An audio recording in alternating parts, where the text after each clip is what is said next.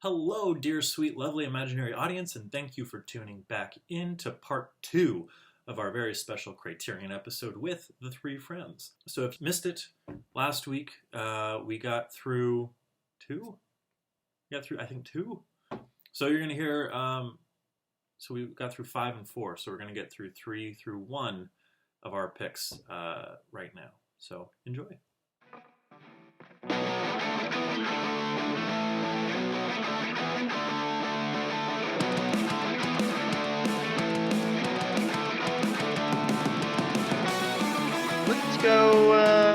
Let's go in the direction of something light and fun Yes.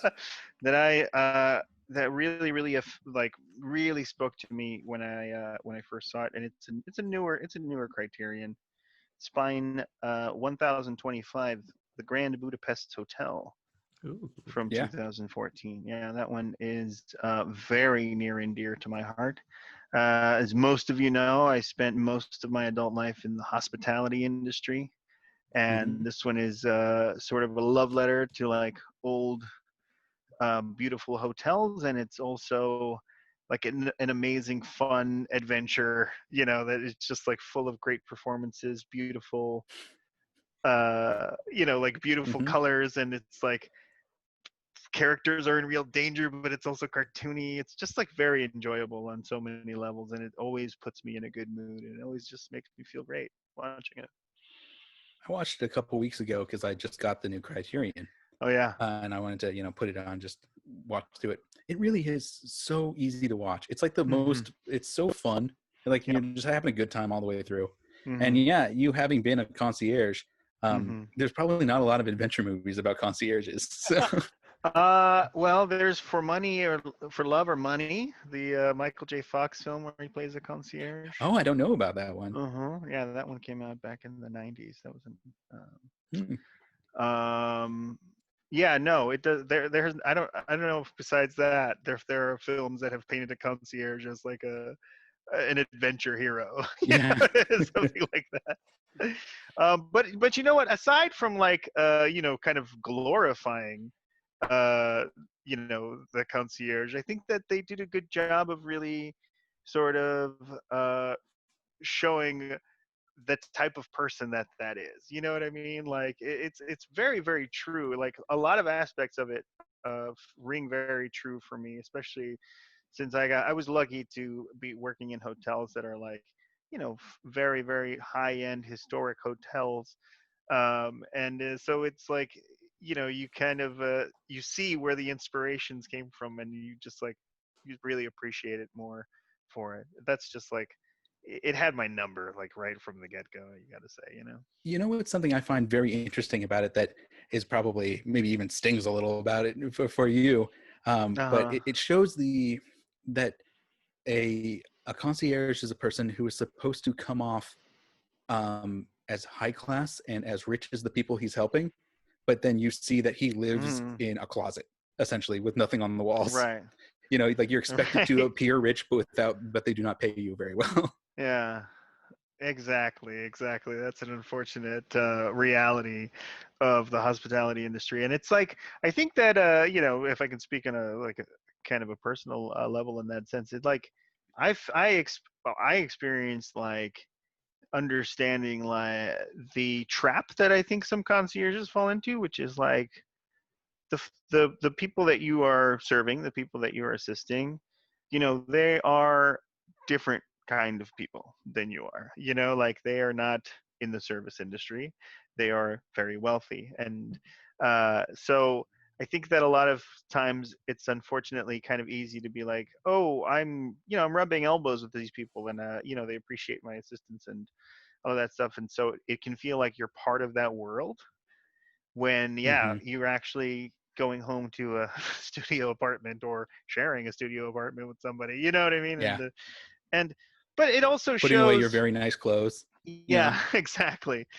In that film too, though, it shows kind of the difference, uh or the way that kind of hospitality, the trend that it has been on since like the beginning days, right? When you're like the top hotel, you have the top service and you have the most people that are there to help you, and it's like everything runs smoothly and everyone is having a good time. And then you see like later in the 70s or whatever, in the Grand Budapest Hotel, you have a guy like Jason Schwartzman's character, the concierge, who's just kind of like sort of smoking Lazy. and is like Yeah. lazy and doesn't really take it seriously. There's, you get all of it. You see the aspects of it because there are people who, God, they live and die by that industry, by the service, and they care so much about the guests, and it's a beautiful thing to see for sure. And then there's people who are just like not really that interested in it, who are also part of the fabric of it. It's a good fun film. It's one of my favorites of all time, and it's got to be on the list. Yeah. Right on. Grand Boot. Oh, Yeah. a minute too. All right, guys. Here's my next one. Rearrange my list here. Let's see here. Okay. Number 3. Is that on your list? Kind of. Oh, cool. Okay. I actually I did have a runner-up. So, Fear and Loathing in Las Vegas is. Ooh. Oh yeah. Terry Gilliam, came out in 1998. I remember when I watched this movie for the first time, and I don't think anyone told me really what it was about, and it was very weird. I mean, Yeah. right away it's firing on all fours. It's really a heavy movie. I mean, gosh, I have all these movies about drug use on my list. I don't know. Yeah. Yeah. But I mean, as far as having, yeah, I don't know. But yeah, these characters, like seeing, especially for Johnny Depp's like character and these two guys going pretty much the whole movie, they're just like experimenting with drugs, and it felt like, I mean, honestly, it felt like a drug trip the whole way through, and I think that was kind of like what they were trying to show with the movie. There are moments that I could remember where they're in like a casino and there's like raptors, like velociraptors, like Yeah. I don't know. But The movie is crazy because when you think about it, it's like hard to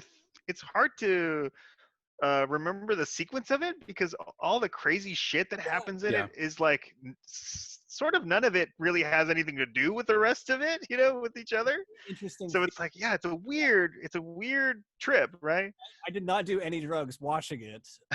But I think that's kind of the point of the Don't movie. lie. I've watched this movie with you. I mean, as far as like, yeah, when you're watching the movie, it feels like this disoriented kind of drug trip. I think that was kind of like what they were trying to do, and the cinematography too is just out there. I mean, the kind of these like really wide shots with like close-ups of like their faces, and moments where some of the characters are like, they think they're seeing like other things that are, and I'm sure it's the drugs that are kind of getting to them.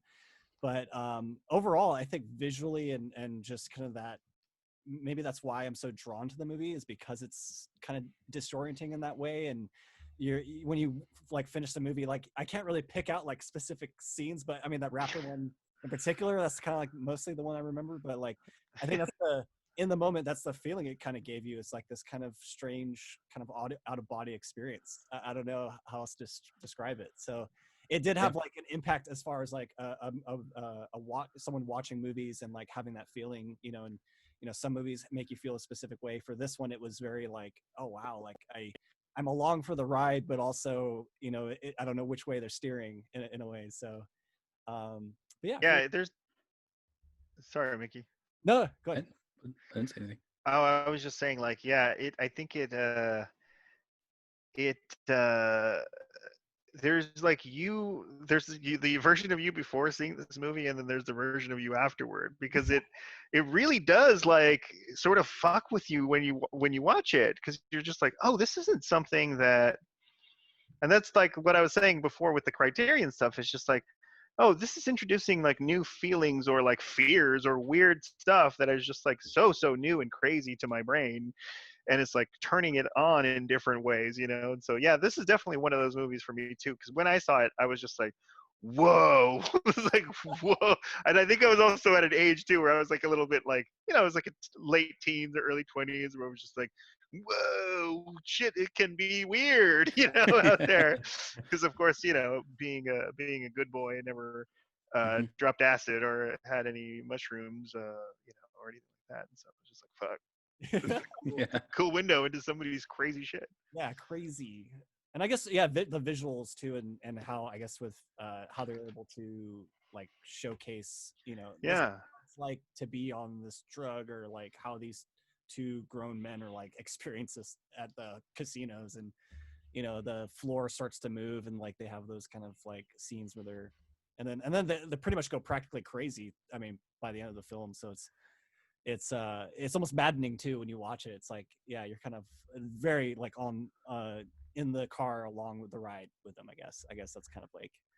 I remember being particularly like sort of scared of Guillermo del Toro's character. Like his character is fucking scary. There's like, ooh. Yeah. Mhm. There's some weird. Even Johnny Depp's character, like he's kind of weird. Yeah, it's all fucking bananas. Yeah. That's a good pick, Sean. Yeah. Thank you. I like it. All right, Joe. What do we got? All right. So number 3, I had to get a Chaplin on here. I almost went with The Kid. The Kid is a movie where if no one's ever seen a silent film before, that's the one I show them. Oh, sure. Smart. That's a good one. Nope. Uh-oh. Joe, did you? Tater. Oh, We lost you for No. a second, but now you're We back. lost Am I back? yeah, you're back. I Let's went see with it. The Great Dictator. Nice. That was on my short list of the Chaplins too, for sure. Man, there's so many great moments. The moment with the globe, the moment.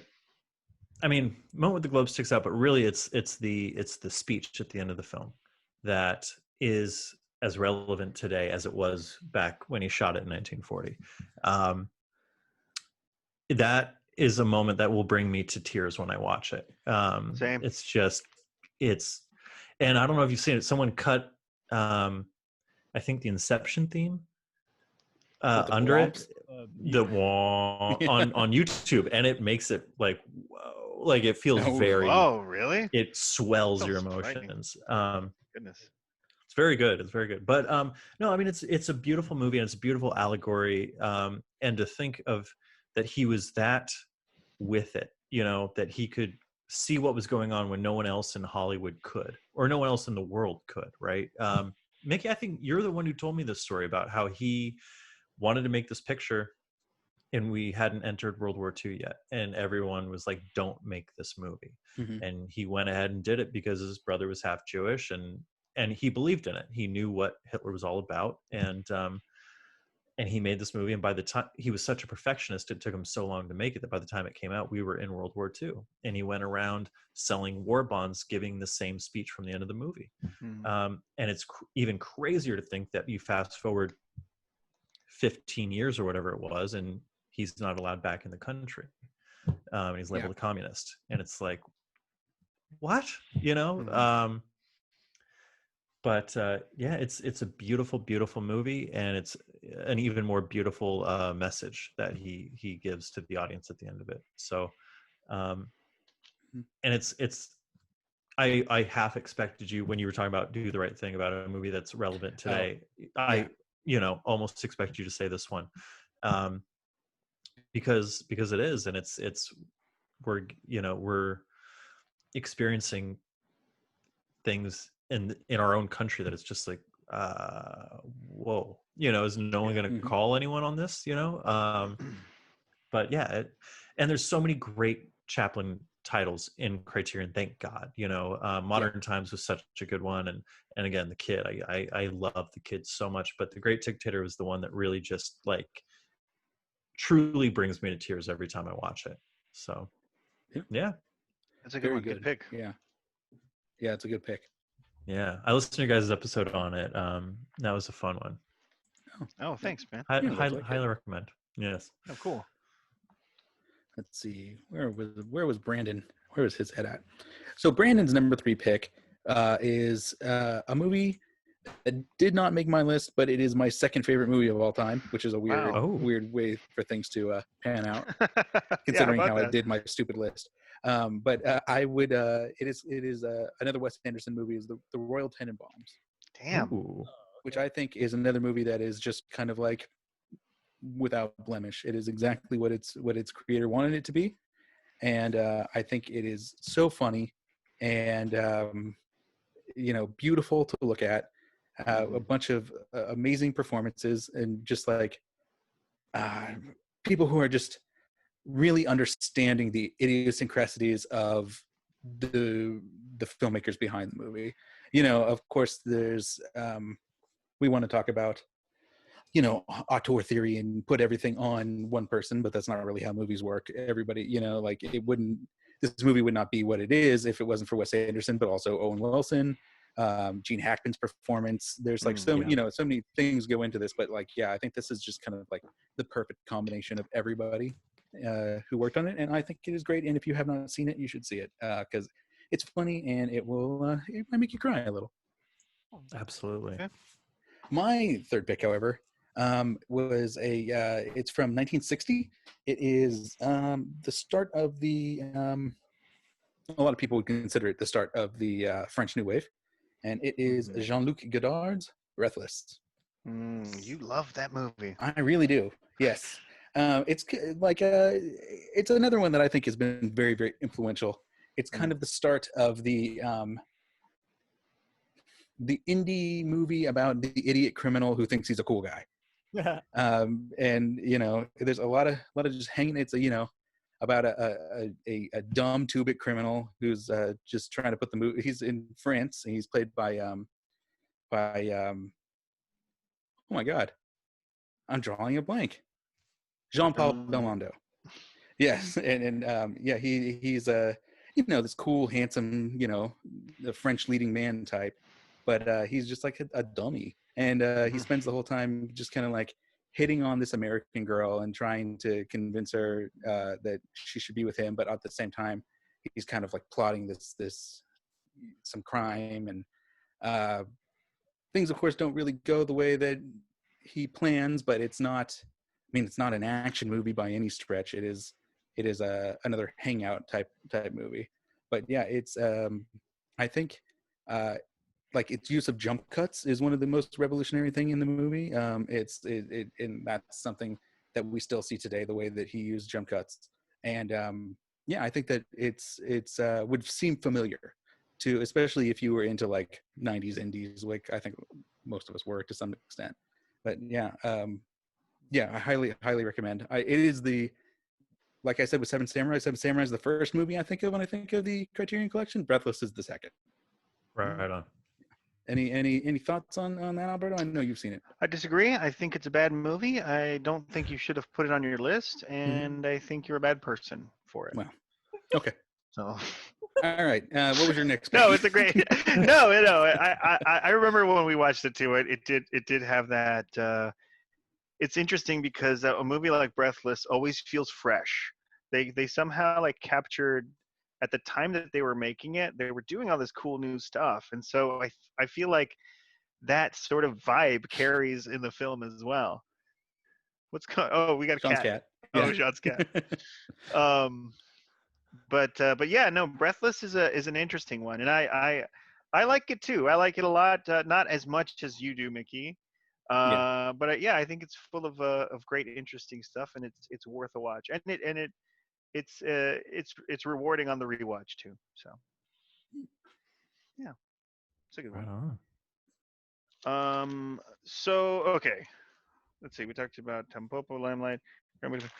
This next film that I'm going to talk about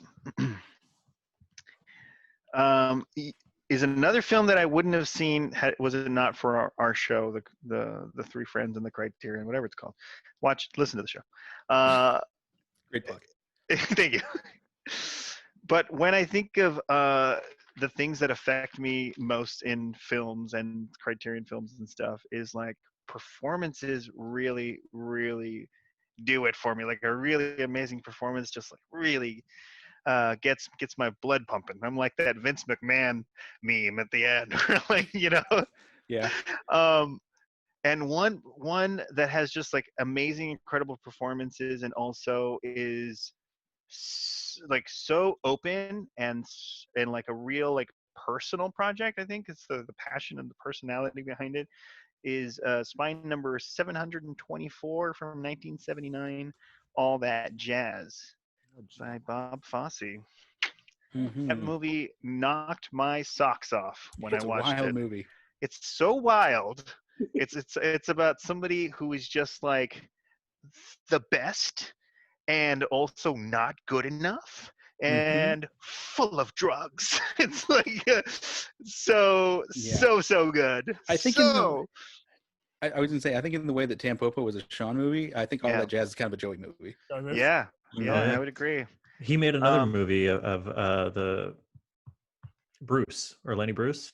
Yeah. He made the Lenny Bruce movie, right? Yes, Oh, in fact, yeah. that's a plot Yeah. point in because All That Jazz is kind of autobiographical, like very loosely. So that Okay. like him making a movie about a stand-up comedian is like a plot point in No All That shit. Jazz. Yeah, Wow. and Okay. yeah, it's kind of a self-excoriation, which I also like. Mhm. As someone who hates himself, I absolutely love when you watching these kind of things. It's just like, yes, you are not good enough. It's a Preach. musical in a very strange way. Yeah, it's a musical in its own way. It's like I said, full of amazing performances. Roy Scheider gives the performance of a lifetime in this, and I mean, like, I always thought of him as the Jaws guy. You know what I mean? Like, you always Yeah. think of him Oh, as yeah. just Jaws. And when you see him in this, it's just like, oh, this man is a delicate and beautiful dancer. Like this man is the best dancer out there. I'm certain of it. Also, you And totally believe he's having a heart attack. yes, 100%. And like, yeah, Bob Fosse was always having heart attacks. Oh, yeah. Bob Fosse was constantly having heart. Oh man. He was like, "I'm coming, Elizabeth. This is the big one."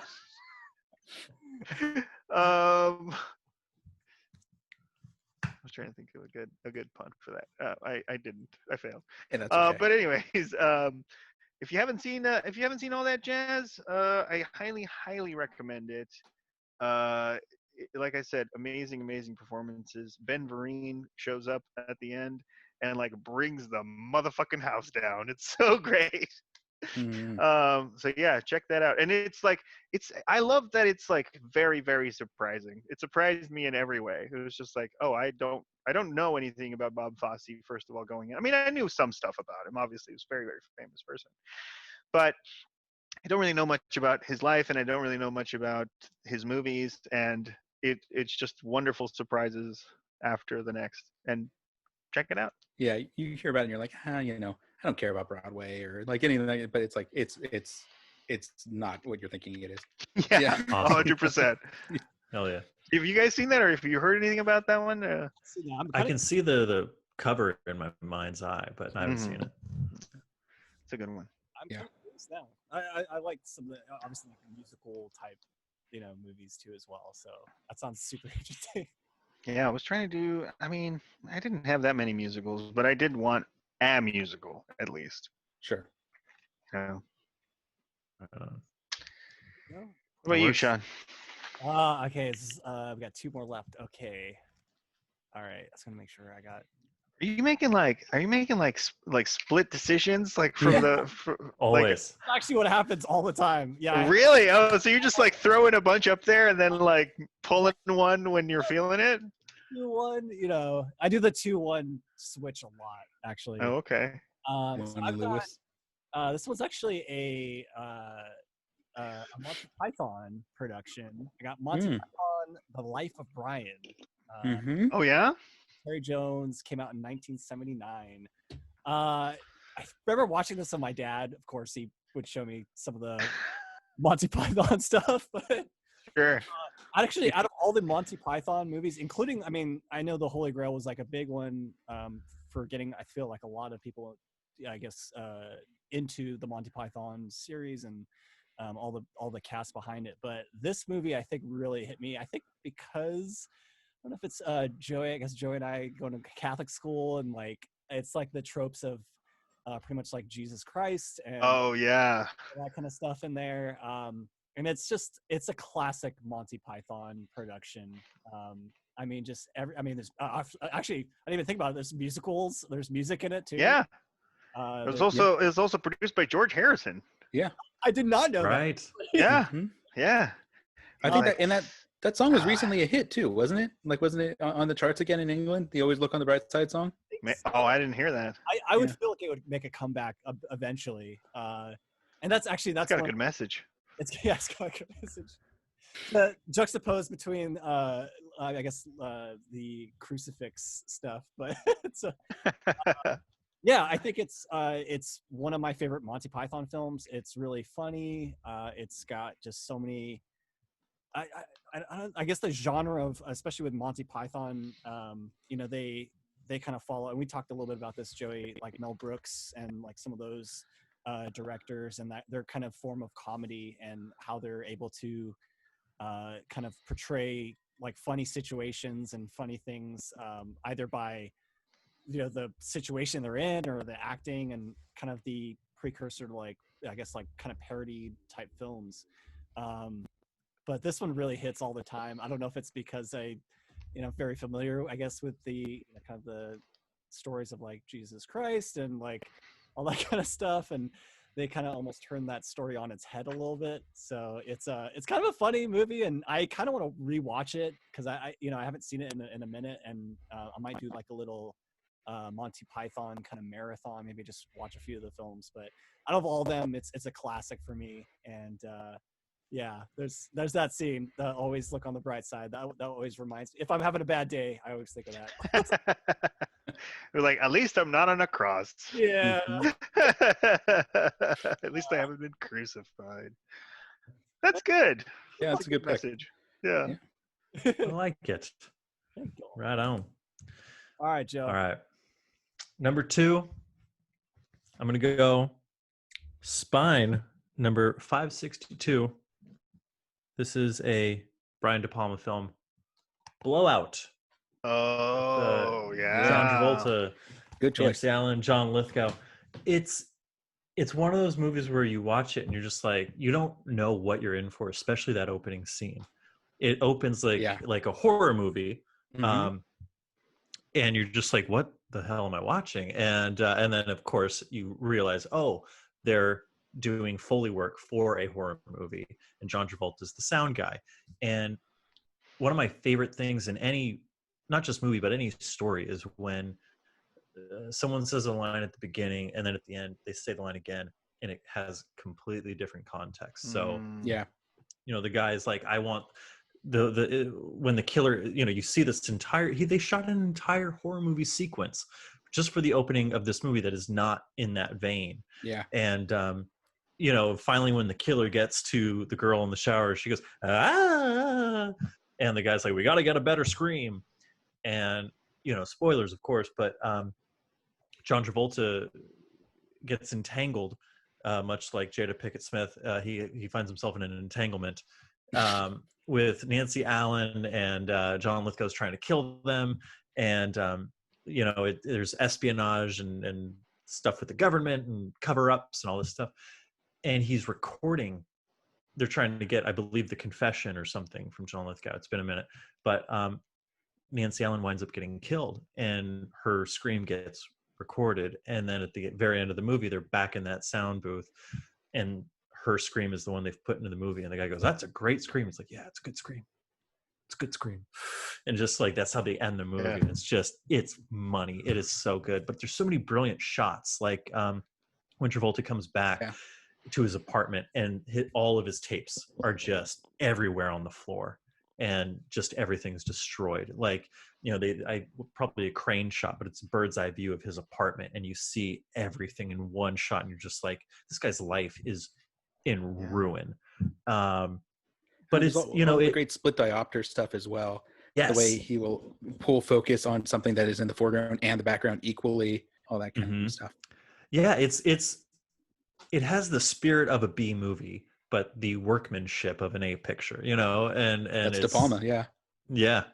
And it's such a ride. It's a fun, I hate describing movies. That's a ride, but that is it's a fun ride, and yeah, I think everyone should, I think no matter what you're looking for in a movie, you will be entertained and get something out of it. So nice. Cool, dude. Yeah, I like it quite a bit. Yeah. Good pick. Yeah. Thank you. It's one of those ones where Criterion does such a great job of choosing their covers. where I knew nothing about this movie, but it was such a good cover, and you're like, wait, John Travolta? And it's Mhm. just, you know, and you're like, okay, I'm gonna pick that up and spend some coin, and then you throw it on, and it's better than you anticipated. Yeah. Yeah. All right. So Brandon's final pick. Oh, are we on final picks yet? No, we're not. No, we're up two. No. Okay, so Brandon's fourth pick was Seven Samurai. So Okay. we done that. So my next pick is an Indian movie. It's a Bengali movie. It's not Hindi, and it is from 1955. The director's name is Satyajit Ray.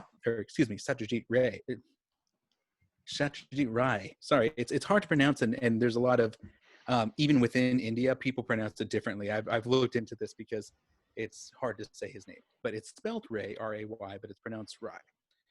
So he made a very famous. He's one of the most famous Indian filmmakers internationally. He's most well known for the Apu trilogy, and the first one is called Pather Pachali, which is this here. So it is a movie about a poor family, and it's kind of a slice of life about focusing on a brother and a sister, and how they deal with poverty, and how their mother deals with poverty through their eyes and sort of thing, because their father has to be gone most of the time working. He has to go wherever work is, so he's almost never home. And this is a massively influential movie.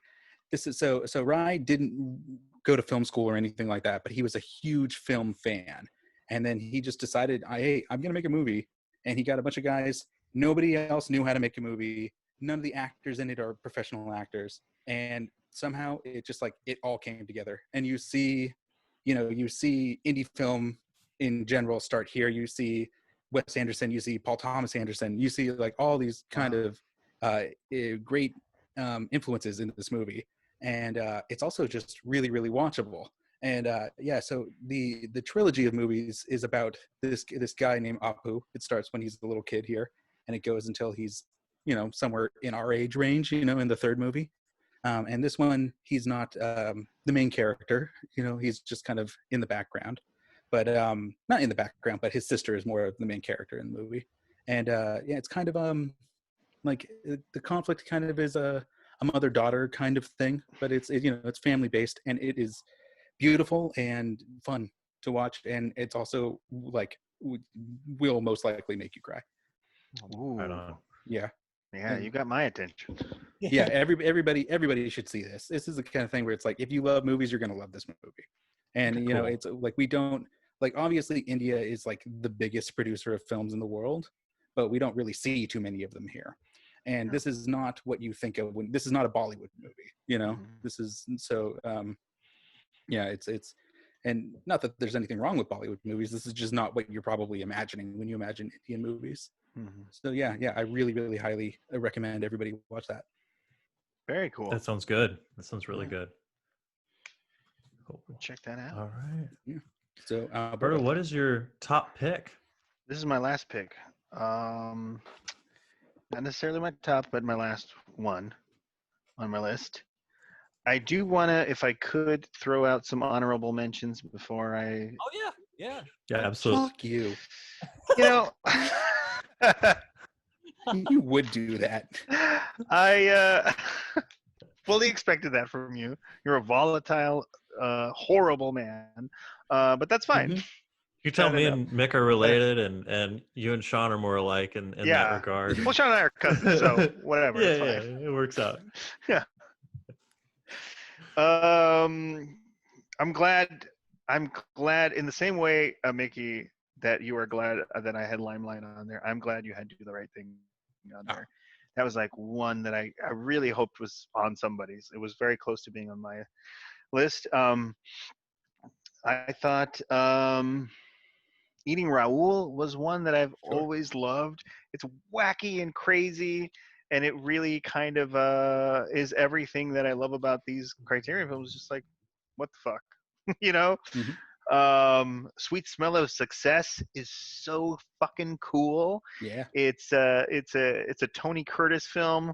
about like just a sleazy sort of fly by night kind of guy who, like a fixer kind of guy who works in the shadows of this like jazz scene, and Yeah, has to deal with gossip columnists. gossip columnist. Yeah. And he's just like he's just out for number one, and it's a really, it's full of amazing performances, and like the dialogue is so fast, and the pace of the film is just like, it just chugs on so like at this amazing pace. It's really, that's Have you really seen that, Joey? I haven't. I believe Oh, I have it, but I haven't that watched is it. like, yeah, you have, like, you that's would a Joey movie. love this Yeah. one. Yeah, Yeah. absolutely, that's up your alley. Right on. Right on. Umbrellas of Cherbourg. I didn't have any French films on Mhm. That came very on close my to being on my list. list as well. And Umbrellas of Cherbourg is so interesting. Also, A Woman is a Woman. Those two Yeah. are, I kind of see on this, on a similar sort of wavelength. But those are both really awesome musicals. Again, musicals. I'm a lover of musicals that are so interesting and pop in various ways. You know, A Woman is a Woman is so like off kilter. It's not a musical in the traditional sense. It's like a musical in the, everything about it is music. The cadence and the rhythm of people's speech, and you know, just like sort of noise out in the street, and like everything about it is musical, and so it's super interesting. I Umbrellas of think Cherbourg. I just want to, on A Woman is a Woman, before we move on. I think that the day this comes out is the last day that is going to be on the Criterion channel. Oh, So if you Oh want to see yeah, that, yeah, you have a check couple more that days out. as we're recording. But when the show comes out, like, yeah, I think this will be A the last Woman day. is a Woman? Watch it. Yeah. A Woman is a Woman is Oh, great. pretty much like they're going to lose a lot of their Jean-Luc Godard stuff on Friday. Oh wow, Yeah. yeah. Okay. And then Umbrellas of Cherbourg is a gorgeous looking, uh, innovative, interesting musical that will break your fucking heart. It is so sad and like full of harsh realities. Like, Mhm. but it's a beautiful film too. And like the contrast of the sadness of the story is this the gorgeous palette that is used Yeah. you know, to show the story. It's incredible. Umbrellas of Cherbourg is something everybody should see, I think. And then my last honorable mention, unfortunately this one really hurt me, but A Hard Day's Night didn't make all the way the cut, Mm-hmm. unfortunately. And you know, it breaks my heart.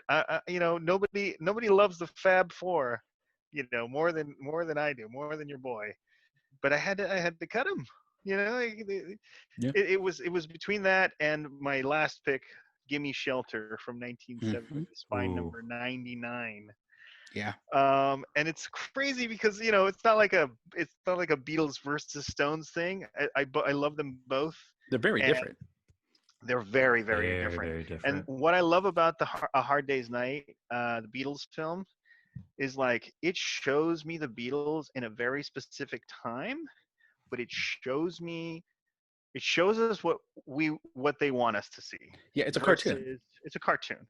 Versus Gimme Shelter, which is also a portrait of the time, but it shows you the fucking real way shit went down. Yeah. And if you haven't seen Gimme Shelter, it is a documentary about the Rolling Stones, the concert that they put on at Altamont, which ended in murder, unfortunately. It is a really interesting look at the Rolling Stones. I think I started Great Bay like, Area movie. great movie about the Bay Area in the 60s, late 60s, early 70s.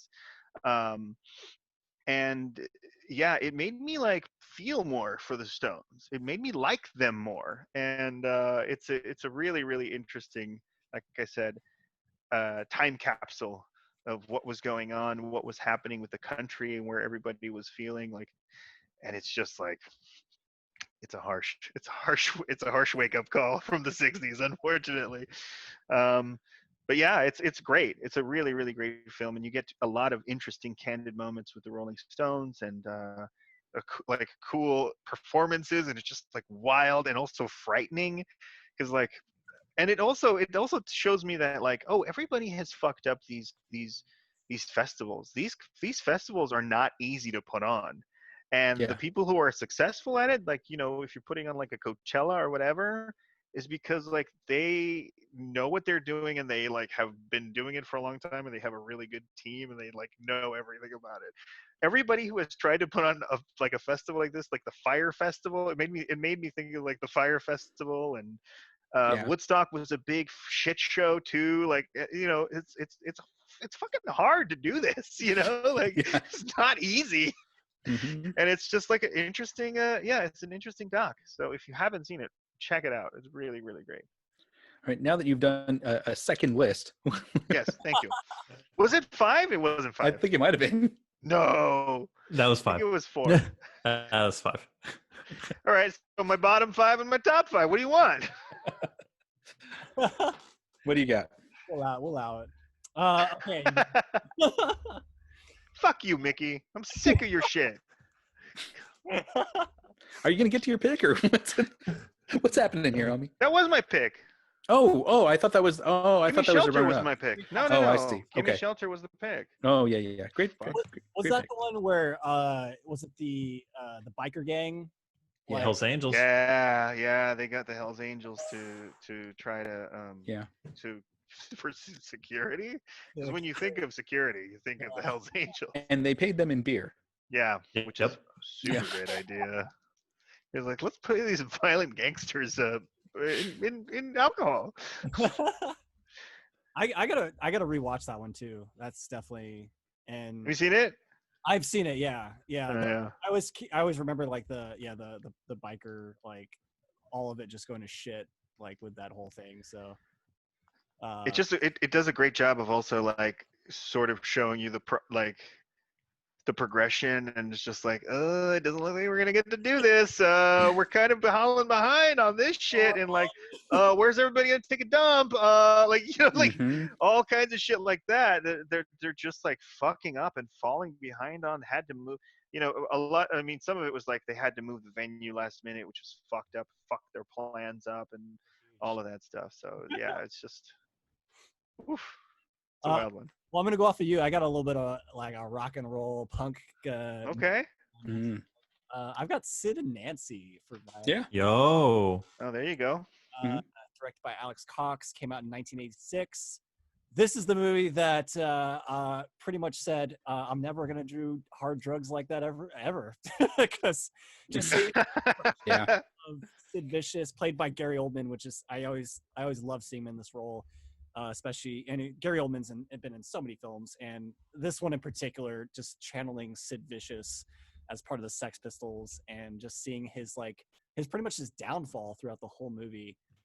Is pretty insane, and just and seeing that kind of like the toxicity, and his relationship to Nancy, and their kind of it's tragic to watch, because it's like, oh man, like you can tell like the influence of drugs, and his especially his role in the Sex Pistols, and kind of I guess the downfall of him being in the Sex Pistols. It's a very heavy movie. There's, I think, a moment in the movie where I think he like ODs, or like there's just, I remember Gary Oldman's face being pale and snot coming out of it. It's really intense, and I don't know why it's on my number one for big. It's not like the most lighthearted thing, but I mean, I think that's where I guess I come from with this one. It's just like it's just so intense and in the moment, and it's just very, for being I guess a fictional portrayal of these two real people. Yeah, it's very intense. It really gets under your skin, and that movie taught me that I'll never ever do heroin A lot ever. of Yeah. a lot of movies about drugs on your list, Sean. Such a Yeah. clean boy. on there. God. I don't know. Put that together until I look at my list. I'm like, oh shit. They're all, yeah. But I know, man. I don't know. Gary, I really like Gary Oldman in this film, and yeah, it's a definitely especially being, I guess, and of course music. The Sex Pistols, and Sid Vicious, and the kind of backstory on his drug use, and his influence on the band, and like I think that was interesting, and the Sid and Nancy. So it's, of course, the kind of story about their relationship and how kind of things spiraled from there. So I think that was a very interesting kind of portrayal of it. So Sid and Nancy. Yeah. There we go, guys. It's got that I gotta one. check that one out.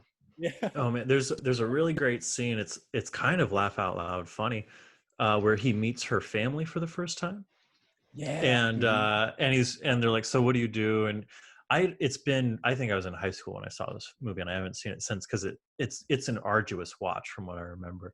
But he was just like, and we're gonna do this, and then we're gonna go out in a ball of glory. Like just talks about killing themselves basically, and the family's just like. And it's They're on a different like and that's they're on a different. I think that's what I liked about it too. It's just like the two of them just kind of being their own thing and kind of they're on their own wavelength throughout the movie. And obviously there's the tragic side of it, but also this kind of weird like kind of romance side. Of course, of Sid and Nancy and like their kind of their adventures together and kind of the stuff they got into. So it's a weird kind of like you feel sorry for the characters, but it's like, oh, it's so nice that they're like they found this kind of weird blood together. I don't know. I don't know about that. Fun fact: who plays Nancy's friend early on in the movie? Courtney Love. It's Courtney Love. Courtney Love. Oh, I did not. Yeah. Bit part. She wanted to be Nancy. Yeah. Oh, that's yeah. And she kind of became Nancy. I A was little bit. thinking about that too. Oh no. A little bit more successful. Yeah. A little bit. Courtney Love, you're out there doing your thing. And Much love. quick Much love to Courtney Love. quick poll amongst the four of us: who believes Courtney Love killed Kurt Cobain? Too heavy? Too heavy for Sorry. this room? No, it's not. It's not too heavy. It's not something that I ever just think occurred that- to me.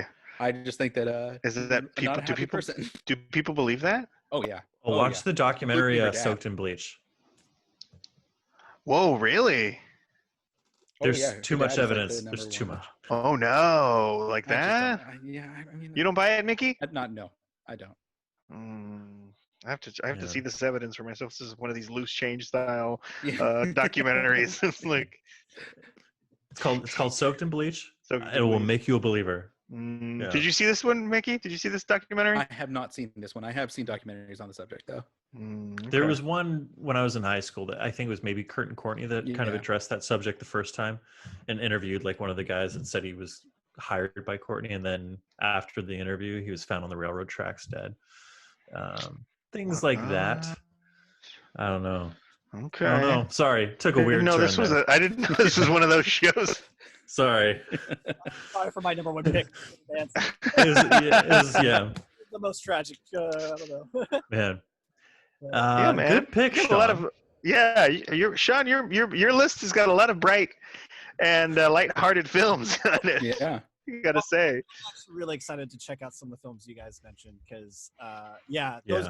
out of looking through the list, those are kind of the ones I was familiar with, and I am really excited actually to check out. I mean, some of the stuff you guys, from all you guys actually. So, yeah, I'm kind of curious. Like, should I get a Criterion Collection? It's a streaming service right now, right? Yes. Mhm. Yeah. It's called the Yeah. Criterion Channel. You're not going to get every movie that they've put out, but you will get a lot of stuff that isn't actually that they haven't put out that they just want that they put on their streaming channel, and it's a very very interesting, well curated service.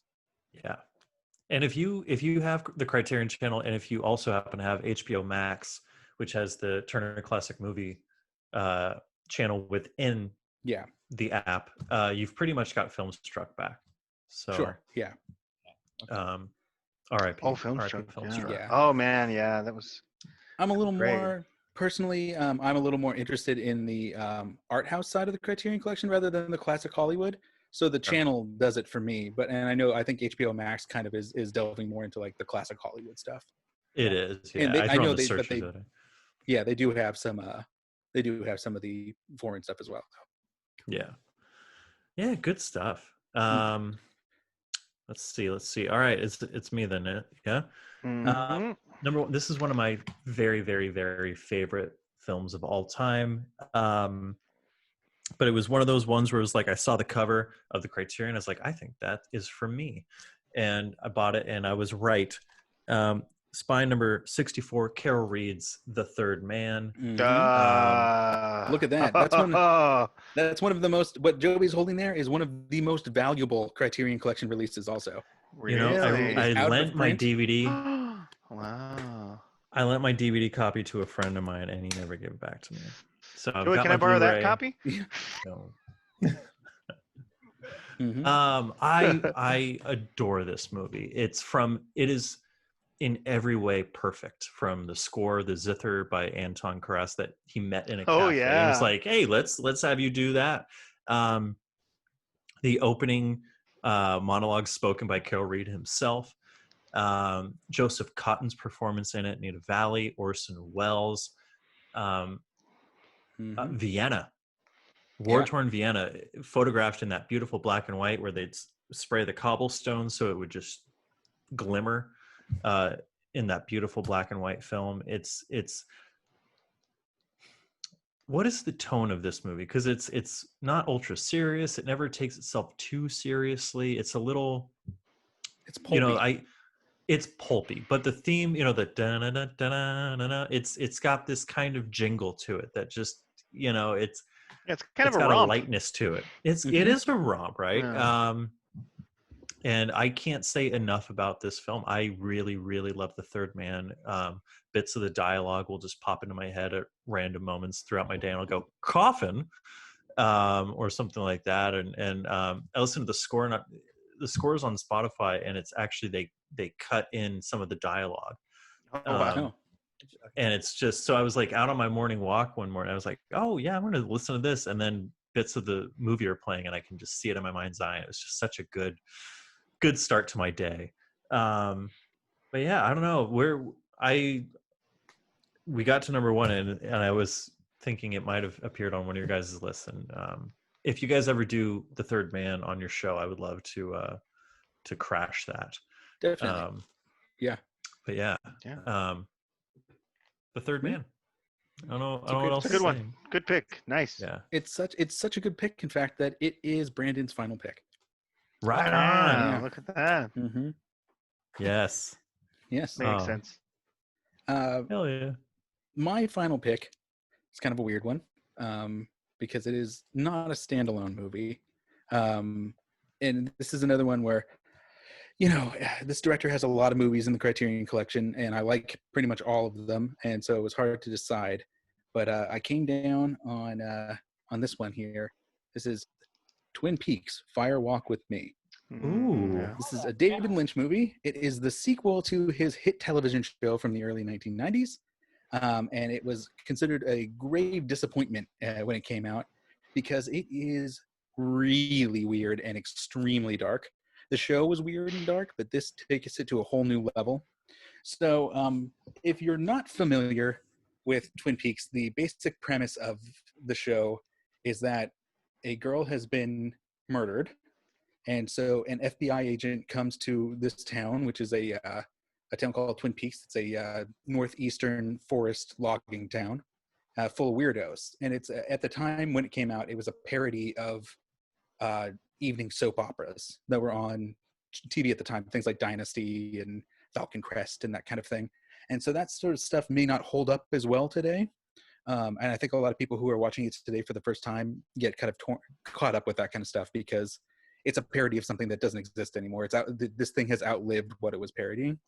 But the A story is still really, really great. And it's kind of like, I always kind of describe it as it's about a superhero who is trying to hunt down a serial killer who is a fairy. And so it deals with it's kind of like a modernization of fairy mythology. I guess like people would call it ultra terrestrial now. It's like the idea of like this thing that walks between dimensions and things like that. And so this movie leans really, really heavily into it, into that weirdness and going back and forth between dimensions and things like that. And these weird, they look like people, but they're weird looking people, but they're creatures, and for me to really truly tell you what it's about would be a spoiler for the show. So I don't want to do that, because it's discovering it is like a big part of the fun of it. But yeah, this is maybe one of the best horror movies I've ever seen in my entire life.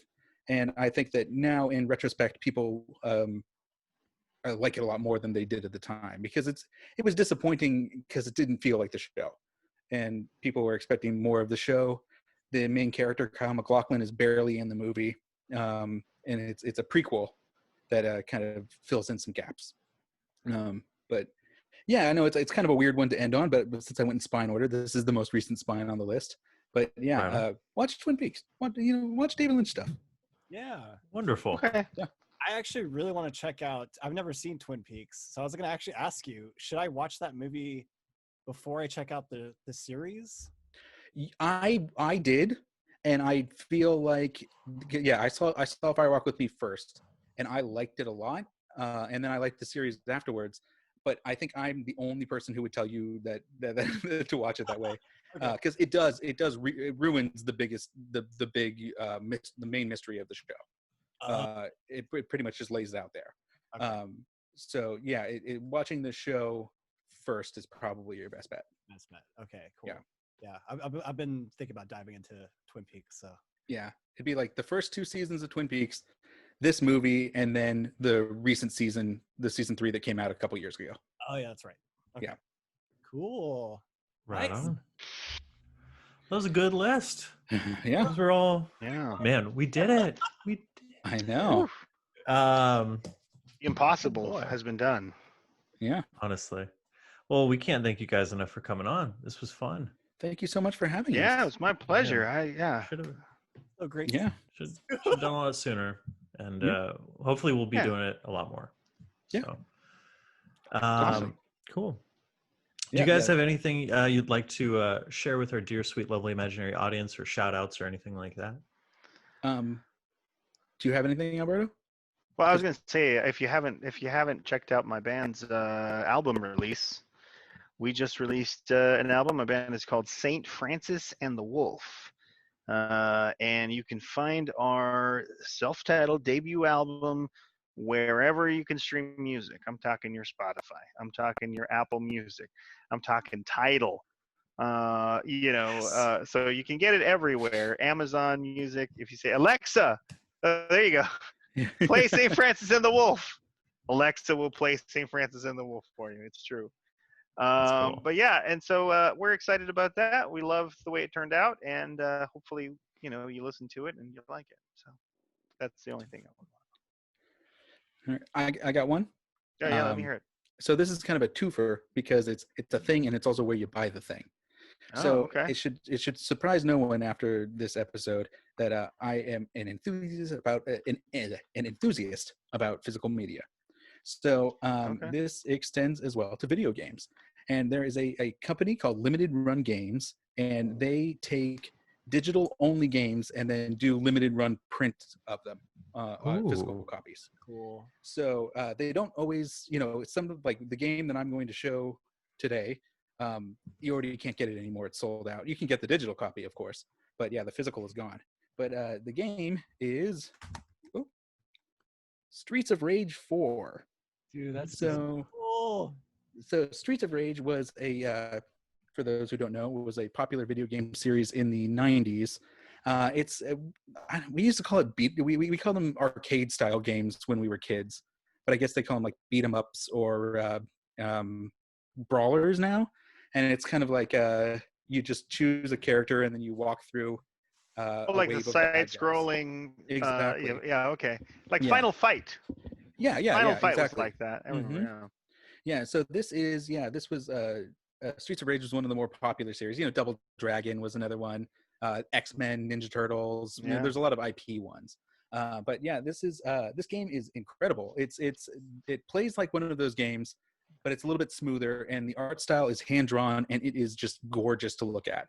And I Wow. really, really love this aesthetic of kind of like this late 70s, early 80s, like grimy New York, where like everything is covered in graffiti and everything's broken, and you're just kind of like you're fighting punks and bikers and like that kind of thing. So yeah, it's a really, really fun game, and I highly recommend checking it out. And also, yeah, if if you like having bookshelves full of stupid crap that you'll look at once and then never look at again, limited run games. I like it. Dope. That sounds cool. Right on. Jonathan? I got nothing, guys. I was gonna shout out St. Francis the Wolf actually, because I've been listening to you guys. Oh, thanks, man. It's awesome, and I miss playing with you guys, playing some gigs. With you I guys. know. Hopefully, we'll have maybe we'll see how this pandemic goes, but hopefully we'll be able God willing. Yeah. So yeah, Soon enough. I'm happy. I mean, thanks so much for you guys for being on the show. We got to do more of these for sure. And Yeah. I think, yeah, I'm actually really excited to. I want to get more into some of the Criterion stuff. So I'll definitely be probably listening more to your episodes as well, just to see if I can kind of tag along on a few of the movies I've been watching. Fun, yeah, man. Like, hit us up on Facebook, Mhm. on the Facebook. Conversation Club. Oh yeah, our Facebook group. Yeah, Yeah, we The have Three a Friends Go Facebook. Criterion Conversation Club. Yeah. Hell yeah. Yeah. Right on. Joey, did you have anything? No. Oh, I did watch the new Perry Mason. I watched the first couple episodes. How is on that? HBO. I haven't seen it. No. It's prestige drama, and it Sure. wants you to know that it's prestige drama, and it's just like, okay. So you're not You know, plugging when- Perry Mason? Yeah. I don't know. It's the only thing I've watched that's new that I can think of. It's Oh, okay. I love those detective film noir-y tropes, but at the same time, when this guy returns to his shitty studio apartment at the end of the day and is down to his wife beater and lights a cigarette all laboriously, I was kind of like, I've seen this 30 million times. You know what I mean? And it's like, I want to do that myself, but I would love to shoot that myself, but at the same time, I don't really want to watch it anymore. You know what I mean? If that makes sense? Yeah, I don't know. Have you guys watched it at all? No, this is actually the first negative thing I've heard about it. People seem to like it a lot. Oh, I It's don't know well anything done. about it. It's very well done, and I don't know why I'm being so sour about it. I think that's my default, but no, it's all right. It's not bad. It is not bad at all. One thing though is, so it stars the guy who is the main character in the Mr. Rogers movie. Oh, okay. Bill Yeah. Rogers, Tom Hanks. Yes. No, the other Yeah, Tom guy. Hanks. Could you Yeah, imagine? Tom Hanks played Mr. Rogers. Yeah, it was Tom Hanks. Yeah. I think you're confusing yourself. I think you mean Tom Hanks. Wait, did I say the Tom Hanks movie? Or Mr. Now we're all confused. Anyway, No, I know what you apparently mean. Yes. Yeah. Robert Downey Jr. was supposed to be the main character. Was supposed to play Perry Mason, and it's very hard knowing that and watching. Because Robert Downey Jr. is so specific. Yeah. Who's playing Perry Mason again? I'm sorry. The main character in the Tom Hanks movie? Yeah. The main character in the Tom Oh. Hanks movie, who's not Tom Hanks. Oh, Mr. Rogers himself. Yes. The real Mr. Rogers. It's weird. Yeah. Okay. They've got strings going. They're like, work the arms, you asshole. They dug his bones up, huh? Jeez. Yeah, I saw Let him this rest. today. I saw like these Photoshop manipulations that somebody did where they put a beard on Mr. Rogers, Oh, and my man's looking like a snack. Oh boy. Total daddy. Yeah. Mm-hmm. Oh man. So it was like a close beard, kind of like Yes. my beard. Yeah. Yes. Yeah. Yeah. We do tend to get a lot of that. So Mhm. I'm not surprised. Yeah. Hell yeah. I like it. Well, gents, one last question. Where can we find your work on the internet this week? Okay. The3friends.com. That's TheThreefriends.com. Alberto, where do we find your band? Just search in any of your streaming services. Just search Saint Francis. That's ST period Francis and the Wolf. So you can put an ampersand or you can put and. It'll pull up. It'll still pull us up. So Saint Francis and the Wolf, in whatever streaming service you like, it will come up, a guarantee. Guarantee. Hell yeah. Don't get me started, mon ami. Jonathan, where can we All find right. your work on the internet this week? You guys can find me on Instagram at Sean Day Music. And on my website. Oh my god, I can't believe I'm gonna fuck this up. Am on my website at Sean Day Music. That. Almost there, guys. Yeah. Oh, I forgot to mention my Instagram. Oh yeah, go for it. st.francis, the letter N, the wolf. You can find us on Instagram. Follow us, please. st.francis, the letter N, the wolf. It's good Sorry. times. Joey, where can we find you on the internet? I'm on Twitter at Joey Prodi and on my website, joeyprodiscripts.com. You can check out the show at Top 5 Pod. That's TOPFIVE 5 POD on Instagram, on Twitter, on YouTube at gmail.com, and on Facebook at Top 5 Podcasts. We're on Apple Music, Google Play, and SoundCloud. So please give us a like, give us a listen, give us a follow, give us your love, and we will give you... Every week he comes to me with this. I'll give you all the... And every week you're not prepared. A beautiful bouquet of flowers. There we go. There we go. You, Until girl, next time. Yes. a beautiful bouquet of flowers from the Top 5 Podcast. I like this. I like this. I think you should be in the film adaptation of Hamilton. As who? As Hamilton? As Hamilton, of course. Or maybe Please, Lafayette. Whoever's the most flamboyant. Has anybody watched that yet? Yeah, I did.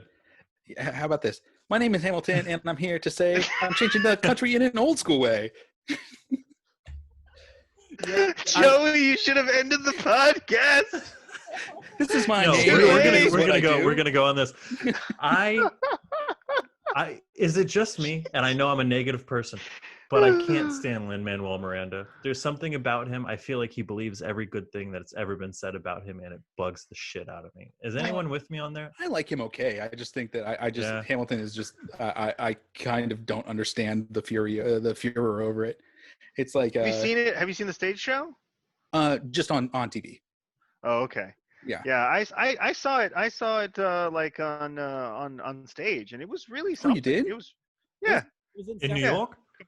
No, here in San Francisco. I feel like I Man. wouldn't have been able to follow it without subtitles.